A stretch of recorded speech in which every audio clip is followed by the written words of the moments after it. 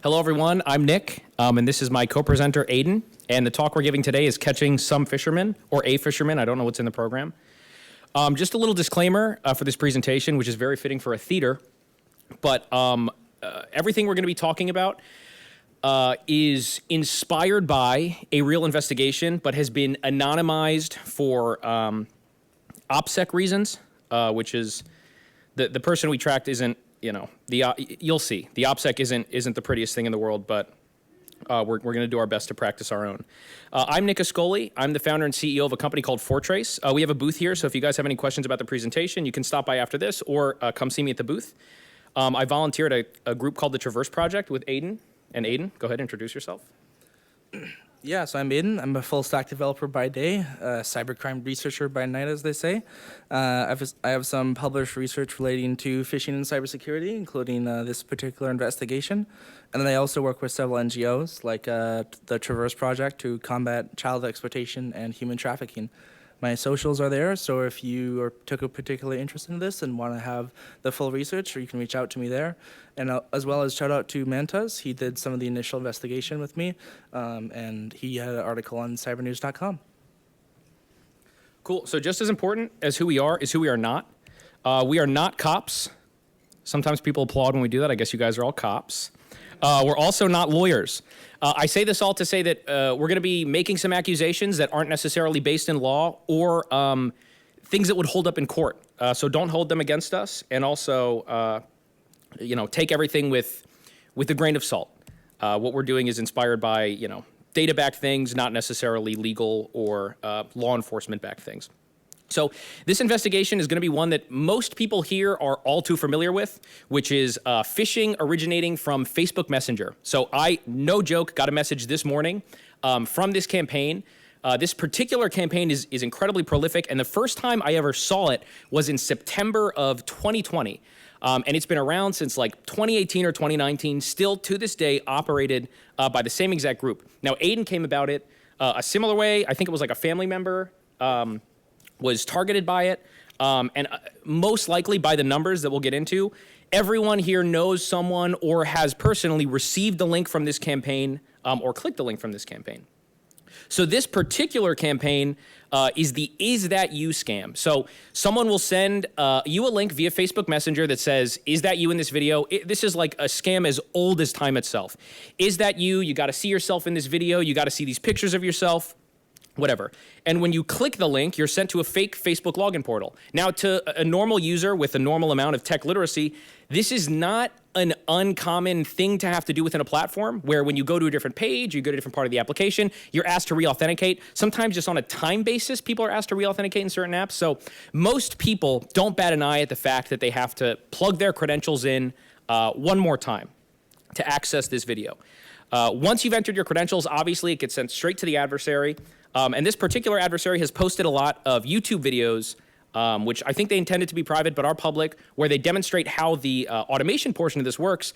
But this is something they sent out to people they recruit to show them how to operate it themselves.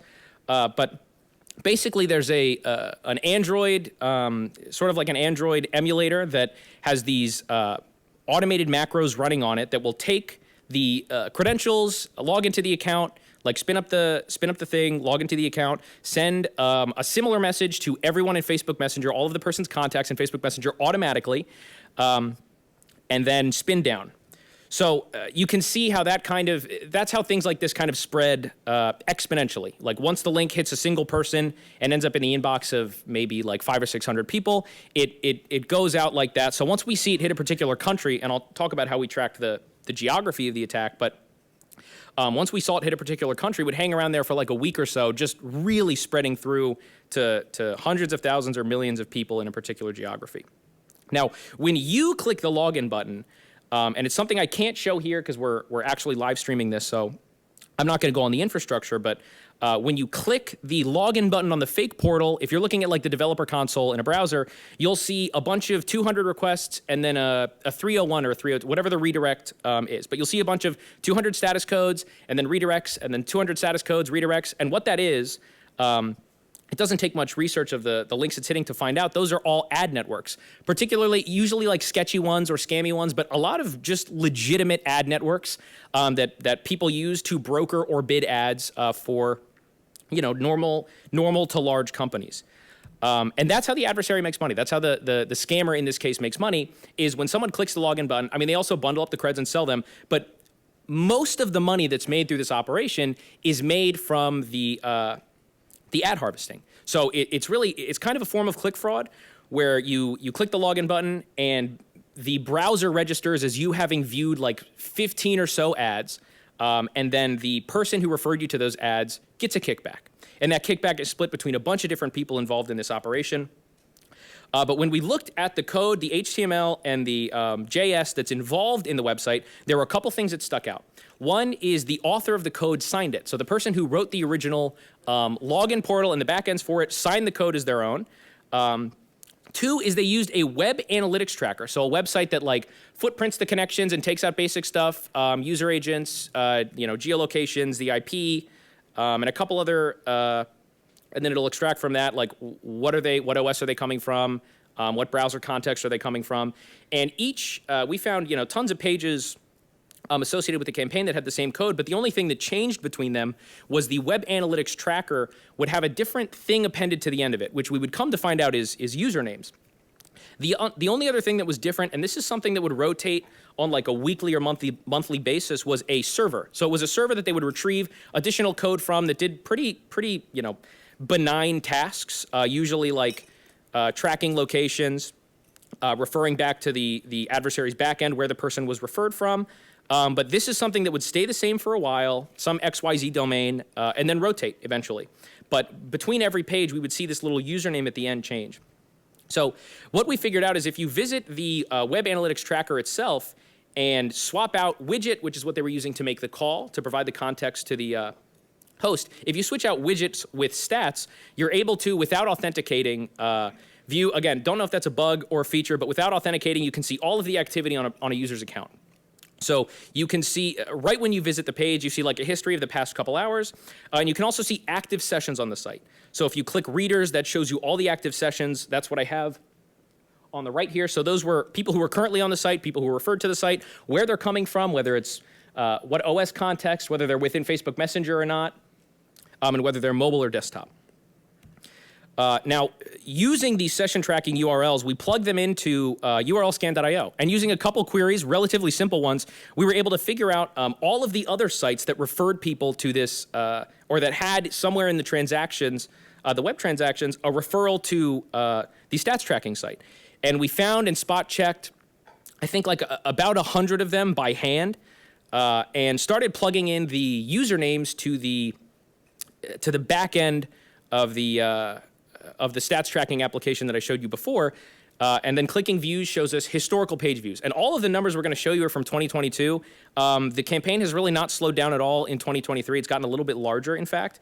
But this is when you plug in one of those usernames to the page views thing. We see 8 million for that page in 2022, and that's for each one of these is hosted by a single user. And 5 million unique sessions. So you can see like these links really spread around, and a lot of people end up hitting them several times because the tracking ID is the same, but the message might be slightly different. The URL itself might be slightly different. And then using a tool called LookieLoo, which is maintained by the CERT of Luxembourg. It's a really cool free web forensics tool. We used a feature they have that allows you to search for embedded elements across other websites that have been scanned in LookieLoo. So across urlscan.io and LookieLoo, our sort of bottleneck is that all the pages we were looking at are things that have been submitted either manually or programmatically to these sites. So our footprint of the campaign is only what we could find. But once we get in the numbers, you'll see that that footprint alone is really substantial. So using the embedded elements feature, we saw at the time of this, it was about 489 unique domains that had the embedded element on it. Spot checked all of them. They are all the exact same thing, all associated with the same code and infrastructure, all the same pretty much everything, same backend servers serving up the JavaScript. More recently, it was closer to 900. So that's the figure we operate on. It's probably more now. That 900 figures from months ago. So what we're operating on is putting all these estimates together that we're going to talk about based on 900 unique domains that we found and the traffic we were able to extract associated with this particular campaign. Now Aidan gets to do the fun part. All right. So let's talk about Bad Guy Codes, our author. His domain was seized in 2021, thanks to Nick's work, or might not be Nick at all. I'm not sure.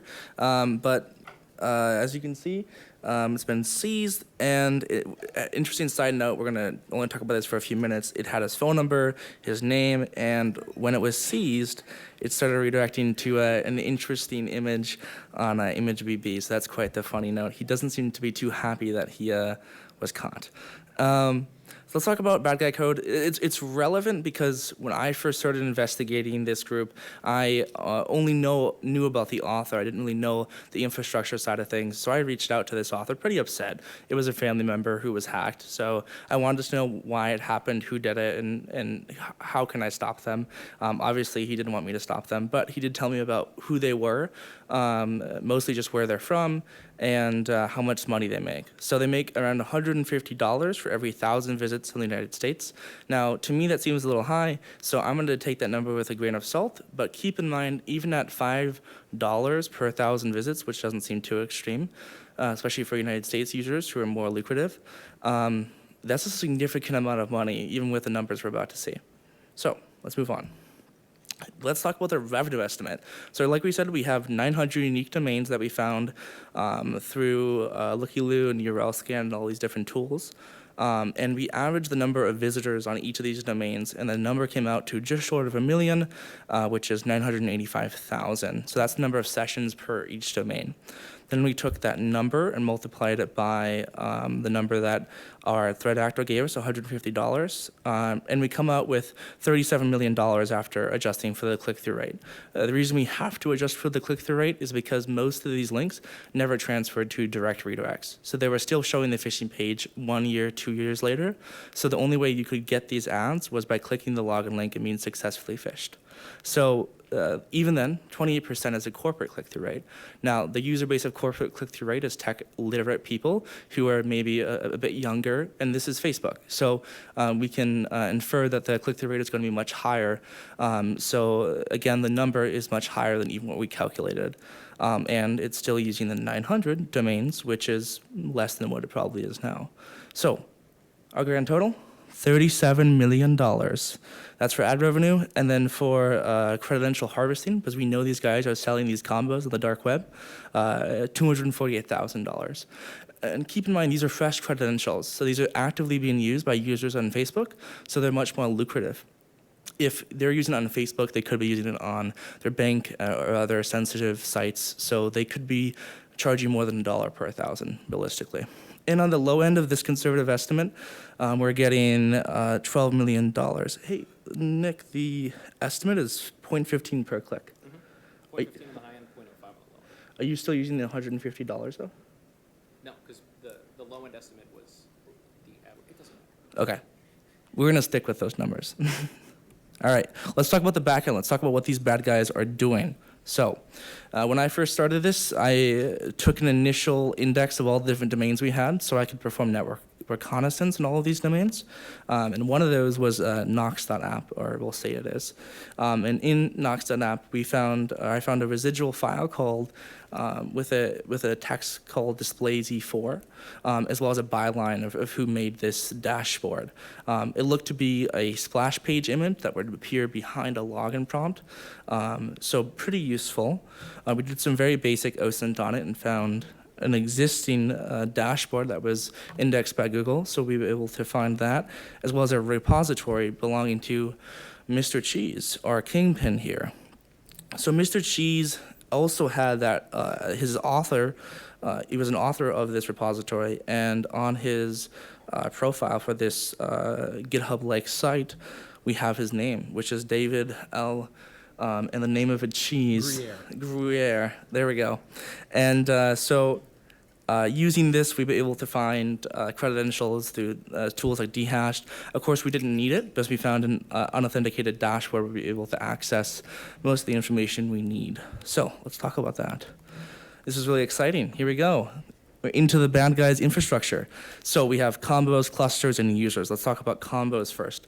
Like I said, these individuals were selling these credentials, and we could see that because on the dashboard you could export credentials based off of country, which is important because you might not want to sell the United States credentials for the same cost as the Indian credentials. So very important that that was a clue that they were selling these. In addition, the format of the files that they were exporting was username or email, colon, password, which if you've ever looked at credential leaks, where they're selling them on dark websites or even clear websites like, I don't know, what's one of the more recent ones that's been rated, breached, that's the format they have. So they're definitely selling these credentials, and so that's how we know that.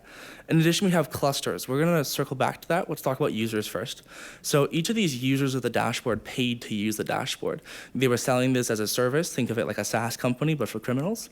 So you could access the dashboard, use all their tools and their infrastructure, and for that, you would have to pay a nominal fee up front in addition to a percentage moving forward.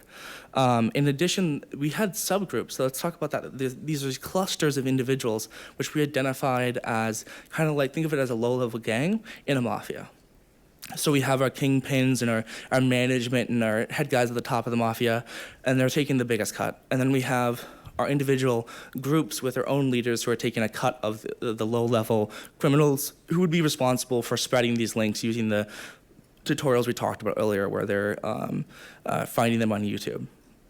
So each individual user had their own page, and this is where we're able to confirm the idea that they're redirecting to multiple links to increase profit and the compensation.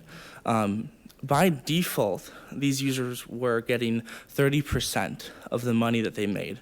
So the kingpin is taking 70% of $37 million. That is a lot of money for phishing. This is a low-level crime. We don't think about it as an organized crime. At least I didn't before I learned about this. So it puts in perspective the amount of money these organizations can make when they get on a scale like this.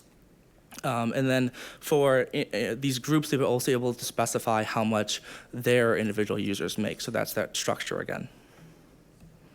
All right, let's talk about Mr. Cheese again. He's very important here. He's also my favorite person in the whole wide world because I'm from Wisconsin, so I love cheese. So, Mr. Cheese, again, had this repository which he created so we could see his name, and through that name we found a LinkedIn. Now, this LinkedIn has a company that he owns and operates called Details Automaticas, and that's not how you pronounce it. I'm not French, I don't know French, and this is in Paris, France. So think of this as a front company, because there's no way, I mean, I'll give you credit, you can probably make a lot of money off of detailing cars in France. I'm sure there's some nice cars. But you're not making $37 million in taking home a Ferrari, right? That's just not realistic. So what we were able to link this company to the dashboard is through an account named after the dashboard where they uploaded files relating to the company. So very clearly, this is a front company. And we were able to confirm it, obviously, again, through the name of the file and the name of the account with this document. So that is a taste of the infrastructure and the scale of this organization and how they operate. Normally here we would do a demonstration of some of the other pages we found, a live demonstration, but since this is recorded and live streamed, obviously we can't do that, because if Mr. Cheese himself is watching, we wouldn't want him to know what we know. So, again, just a taste. If there's any researchers in the audience who want to reach out to us afterwards, please do. We'd love to work with you. And of course, there is our socials in the first two slides. If you got a chance to take a picture of that, you can reach out there as well. And after that, I will pass it on to Nick. Okay, so a question you might be asking yourself after hearing about a pretty common and relatively unsophisticated impressively sophisticated for the nature of the operation, but relatively unsophisticated technically. You might be asking yourself, why does this matter? There's a million of these going on. The scale that they operate at is relatively large, but the victim here is just, the end user having their credentials stolen. So in all of this sort of post, after collecting all the numbers, collecting a lot more forensic artifacts that we end up delivering to a lot of different parties who may or may not have been involved, we found a lot of third-party web application deployment services that the adversary was using to host the websites. So these are really common, right? Glitch.me, ECOZ.net, Samcart, which is, largely hosting legitimate businesses. All of these service providers are places you can typically quick deploy a project using their infrastructure or yours, but host it on using them as a parent domain. So your project is a subdomain. Now, it's not super easy for these social networks to outright block the use of all of these third-party web application deployment services because they could be blocking a lot of legitimate activity. Now, we reached out to a lot of these, and the adversary themselves has they have a page where they send to the recruitees to generate these URLs, and they have options for most major social network companies. So they're not strictly focused on Facebook. The numbers we covered are specific to Facebook, but they're focused on all kinds of different social networks that people operate on. And this is a relatively anecdotal finding, but in looking through all of the web forensics tools that inventory the subdomains of these places and checking them out in very large amounts, it seems like potentially an overwhelming, at least a lot, or potentially, anecdotally, an overwhelming majority of projects spun up on these services are scams, are phishing pages, are totally illegitimate, and do not represent real companies on the back end. So we reached out to all the parties involved, told them about the scale, told them about the numbers, gave them all the artifacts they needed to, do whatever it is they want to do with the information. And surprisingly or unsurprisingly, we got no response. Well, we got responses, but the responses were sort of like a "we don't want to know" kind of situation. You might be asking yourself why, or maybe not, but put on your tinfoil hats for this one. But the adversarial activity operating on the social networking sites, as well as on the third-party web application deployment services sites, this conversation is informed by conversations with a lot of people who work in internet advertising and online ad bidding.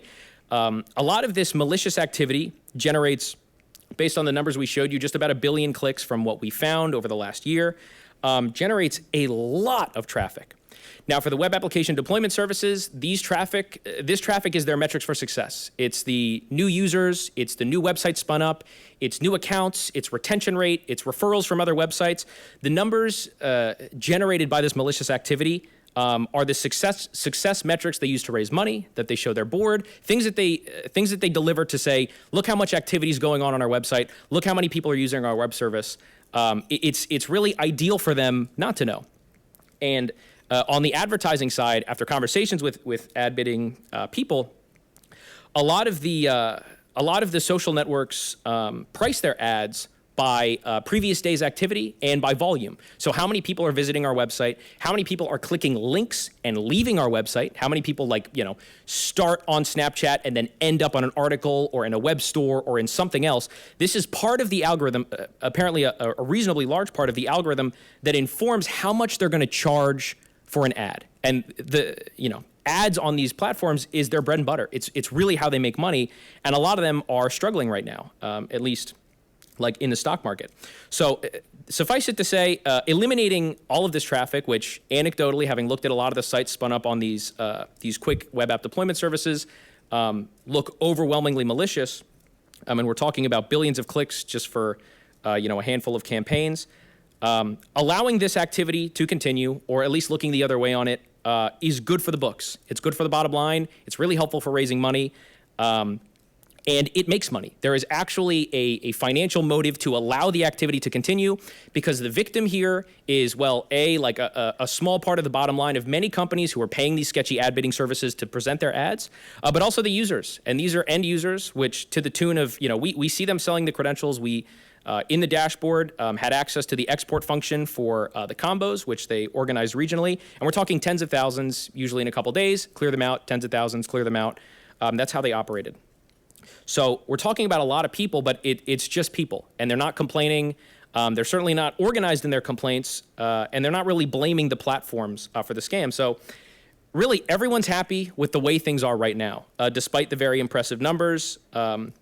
The impact to the user doesn't seem to be enough to move the needle, despite the relatively non-technical solutions that would be required to patch up this problem sort of once and for all. So with that said, you can take the tinfoil hats off. I'll finish the presentation with the second annual Scammy McScams a Lot Awards. We did this one last year for a different scammer. But for this year, again, relatively unsurprising, but our winner is David El Gruyere from Paris, France. Net worth, maybe $30 million. And his hobbies include stealing your grandparents' Facebook credential. And the superlative he's been presented with this year was most atrocious OPSEC. We just touched the amount of stuff that was out there about this individual and their groups and the employees of the front companies, but the OPSEC was truly impressively bad. So a round of applause for David. Good work. See you again next year. So that's it. Thank you guys for sticking around. We'll now open the floor for questions. Jim? So instead of reporting to the companies, why don't you just bypass the company, report to the board, and say you enjoy financing. Don't forget to repeat the question. That's an idea. So his question was, why don't you report directly to the board? I can't imagine the board would have a different, resolution. It's good for business, or at least it's good to look the other way to maintain the business, because removing the activity is going to hurt ad revenue, and it's going to hurt, user metrics for the web application deployment services. So who knows?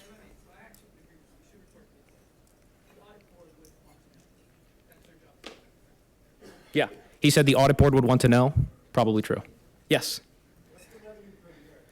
That was the annual figure. So that's about again, if we're talking about $150 was what he said for 1,000 visitors from the US. That's like 15 cents a click, which is insane and probably not accurate. We put it down to a more realistic 5 cents, informed by conversations with ad rev people. Or 5 per session. So that put the annual revenue probably closer to like 15 million. Again, the low end was 12. If they're telling the truth, if that's how much they get, because most of their visitors were from Europe and the US, we could see the regions, right? Most of them, if they're actually worth that much, then, it's closer to 20 or 30 million. At the high end, 37. But again, just of what we found. That's just in what we found in our poking and prodding.